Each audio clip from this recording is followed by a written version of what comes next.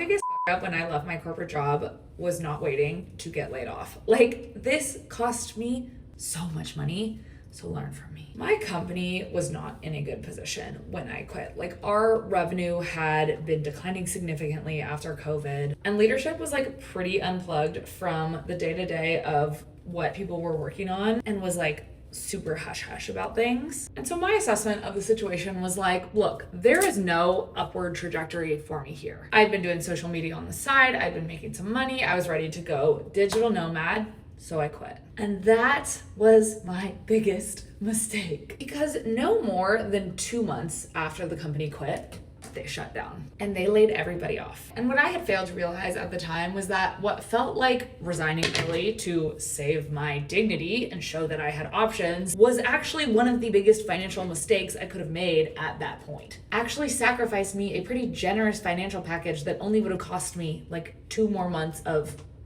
doing next to nothing. What I have learned since then is that layoffs, especially in an industry like tech, typically come with some generous benefits. Things like severance pay, unemployment insurance, COBRA, the WARN Act back pay if your company's over 100 people and fails to properly notify people that a layoff is coming, vesting your remaining equity pro rata bonus payments, accrued PTO payouts, and even benefits like outplacement services and career coaching. Getting laid off feels like a rejection, and quitting of your own accord feels like you are taking preemptive control. But as I have learned since then, the move that protects your ego and the move that protects your bank account are not always the same thing. And if you do have a sneaking suspicion that your company might be planning layoffs, the best move isn't always just jumping ship at the first sign of a job offer. Like, if you could manage the timing, actually getting laid off can buy you the very rare experience of getting paid to have no job. So your homework: read your unemployment agreement so you know if severance is on the table. Know your state's unemployment laws and protections. Don't announce your new job when you land it. Don't let your coworkers know that you want to get laid off if they're coming. And please tell me I am not the only person who has made this mistake. Okay, thank you.